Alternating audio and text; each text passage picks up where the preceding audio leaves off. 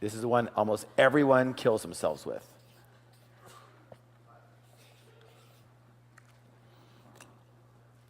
If at all possible, what's it say?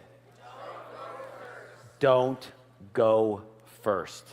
Never negotiate against yourself. The biggest mistake most people make is they kill themselves like going first in this situation. So, anybody ever bought anything privately from somebody? Privately? When I was, 16 years old, actually, I bought my very first car. Anybody ever same thing? Yeah, it's their first car. So here I was so excited, all right? Oh, actually, I was going to buy my first car, is a better way to put it. I had saved up, amassed a total of $5,200 in my whole life. And I see this car advertised, and it's an Astra. And does anyone remember what those Astras in Vegas, and they were saying Astra, and it said, button-down leather roof, interior, racing steering wheel, and I was so excited to go to it. But I said to my dad, I said, Dad, I only have $5,200, and he wants $6,000. It says $6,000 minimum, okay? And I said, should we go over there? He goes, well, doesn't hurt to go over, see what happens. So I only had 50. I took all the money I had. I even scraped up pennies to show him that that's all I had. I brought, my special piggy bank. Remember that brown one? Brought that with me. Everything. And I go to the guy. He shows me the car. I love the car. It had a stick shift. It was incredible, right? This is a Harv car. Oh my God. Okay. And I'm going, definite chick magnet. I know it. Okay. I will finally get lucky. All right. So here I am. So. Why else do guys buy a car, right? 16, there's no other reason, right? Check the back seats, they look good. Okay, we're good. Good to go. All right. So, hey, I know what you're thinking, and yeah, you did that too. Okay. So I go to the guy. I said, how much is it? He goes, it's $6,000. I go, I said, listen, I only have in my whole life $5,200. Let me show you. And here's the pennies, and here's the guy. He goes, how much is that? I said, $5,200. He says, sold.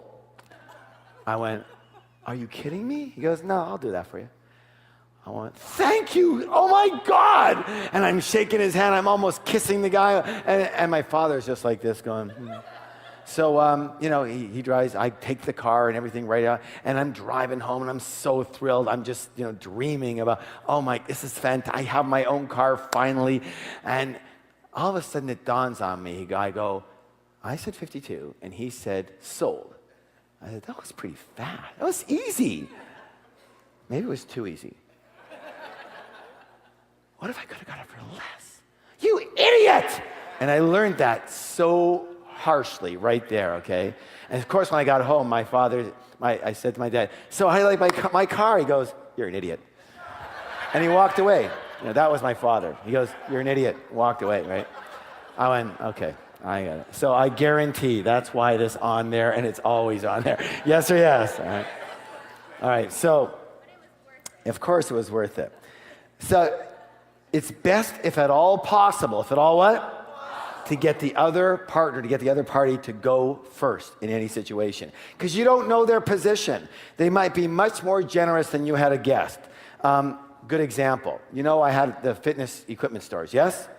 And here I was, I had the 10 stores, and they were doing pretty well, but it was early. It was only a couple of years into the game, right? And I was bent on growing them, et cetera, et cetera. And I said to my accountant, you know what, if I ever wanted to sell this company right now, what do you think I could get for it? He goes, well, you started with $2,000 on your credit card just a couple of years ago, 18, 19 months ago. I think you could probably get maybe $600,000 for this. I went, whoa, are you kidding me? He goes, no. I said, whoa, because I'm looking at some other opportunities too, and the usual, right? And I said, yeah. He says, I think we could probably pull that off. I went, wow, that's great. So sure enough, as intention would have it, a little while later, I have Heinz come in, and the president's looking at the company and all that kind of stuff, and the president of actually the Canadian corporation who brought the American guy in. And he's looking at it, and he goes, yeah, we've looked at the financials. Everything looks really good here. He says, what do you want for the company? I'm thinking, Astra. I'm thinking, my dad, you idiot. I'm thinking, My accountant, 600,000. I go, well, you know what, Walter, you do this all the time. You know, you're in mergers and acquisitions, and I don't. What do you think's a fair price? And he goes, I don't know.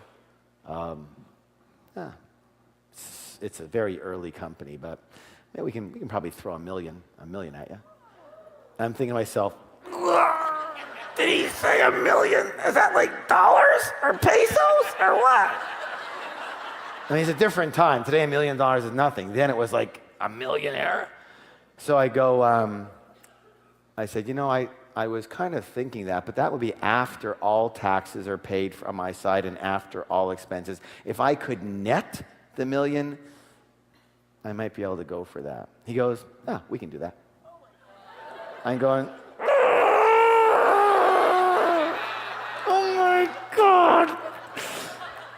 And I go, yeah, well, you know, I'm definitely going to consider it. I'm thinking, I'm rich. I'm going to show my mother I'm not a bum. Oh my God.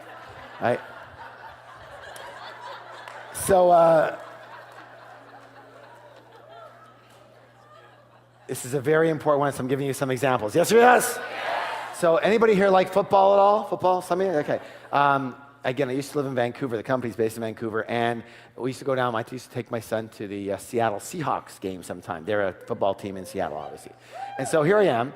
And I never buy tickets ahead of time. I always go through the scalpers because, you know, I like to negotiate and have some fun with it. So here I am, and normally the scalpers are in the front of the stadium. They're going, who needs seats? Who needs seats? Who needs seats? Yes, yes, right? And I kind of turn the tables all the time. I always do the same thing. I'm the one doing the yelling, and I go, who's got the best seats in the house? I'm walking and I say, who's got the best seats in the house? And people show me all their garbage and everything. And I see this guy, he's kind of like hidden away under some trees, and he takes one step out, and I see him, and he goes, and I'm going, okay, I'm either going to get mugged here or I'm going to get a good deal, one of the two. So he steps back in here. I go, he says, you asked for the best seats in the house? I got the best seats in the house. He says, I only have them for special customers. And he pulls out these 2 tickets. And I go, I take a look, and it says club level. I said, that's good. And then he's smart. He undoes his jacket, and he pulls out the map of the whole stadium, laminated, right on him, right? No, of course, the good ones, the smart ones know what to do. He said, laminated map. He says, okay, there's the seats, right? I'm going 48-yard line, row 16, club level. You're not going to get better seats in the world, okay? Perfect, okay? 16 is too low, you can't see. These guys are big, they can't see over their helmets. Perfect, yes or yes? And they serve at your seat and all that. And I see right on them, it says face value, like the real ticket, is $220 per ticket. So, of course, I'm remembering this over there, and I'm saying to him, I said to him, so he says to me, what will you give me for him? He's smart, right? And instead of throwing out the first number, I heed and hawed, and I used the 7 magic words.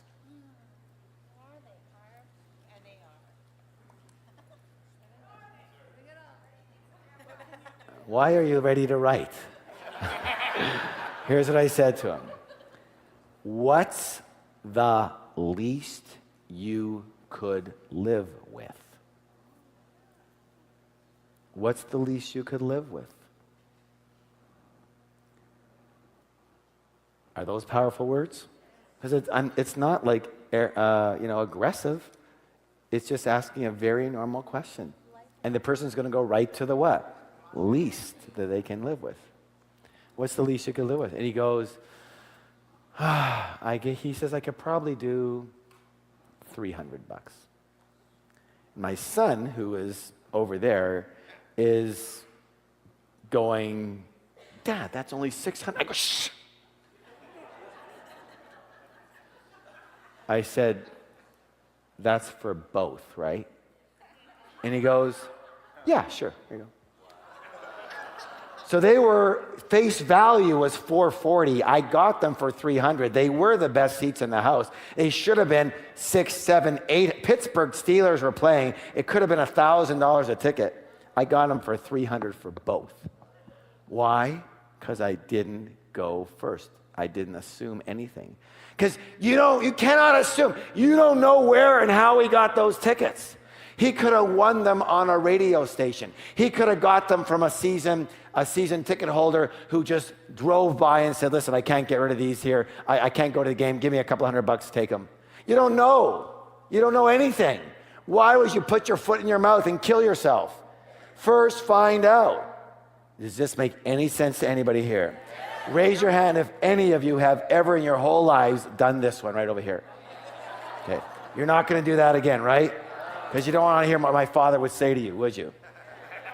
All right. All right. Please stand up for the declaration. Put your hand on your heart. I let the other party go first. I let the other party go first. Again, please. I let the other party go first. One more time, twice as loud. I let the other party go first. Turn to somebody, give them a double high five and say, you have a girl, a business mind.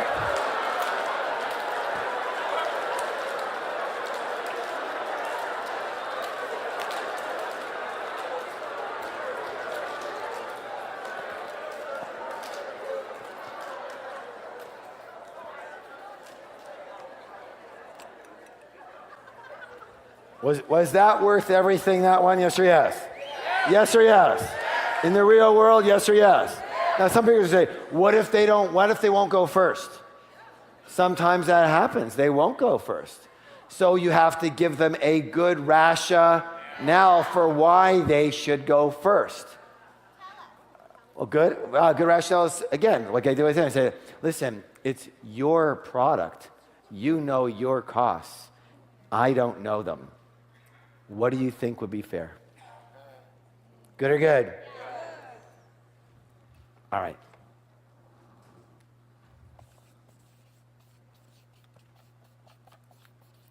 What's it say, please? Have an objective in mind. Have an objective in mind. Now, let's suppose for some reason, a situation, there is something out there you want. It's a ring or a bracelet or whatever it is, or it's a suit, and it's $1,000 is the cost, okay? Is the price tag on it. Now, let's say you make an offer of sorts. They say, how much is it? The guy says $1,000. You say, you know what? And let's say you want to get it for $800. Let's say $800 is your objective, yes? Are you with me so far? So you say, well, you know what? 1,000 is a little high for this. I'll give you $800. I would never speak like that, but I'll give you $800. Let me ask you a question. In your logical sense right now, for the most part, again, there's always exceptions to all of these, yes or yes? We're just giving you generalized. What would the end result of that negotiation probably be? And that's your opinion, yes or yes? See, everybody operates out of the same opinion because they want to be what? Fair. Most people, if they're going to negotiate, want to do it what? In a fair way. You were taught to be fair, especially in this room. I mean, not everybody wasn't out there. All the criminals out there were not taught to be fair, but you were programmed to be fair. Say, I was programmed to be fair. Because when you went to school and you did something, they would say, what? That's not fair. You're a bad person. She said, okay, to be a good person, I should be fair. Yes or yes? So you're programmed. So is everybody. So for the most part, this is going to end up at $900, which is more than your objective. So if you want this for $800, what are you going to need to do here? What would your situation come back would be? You'd probably have to go to what? $600 here in order to get your $800. Now, very important in your wording here because people want to split the difference, right? So don't say, well, it's only worth $600. Nobody wants to hear that. Here's what you might want to say. You say something like, you say, well, how much is it? They say, well, I can give it to you for $1,000. You say, well, gosh, I was kind of thinking for myself, like in the 600 range-ish. Is there any possible way you can work with that?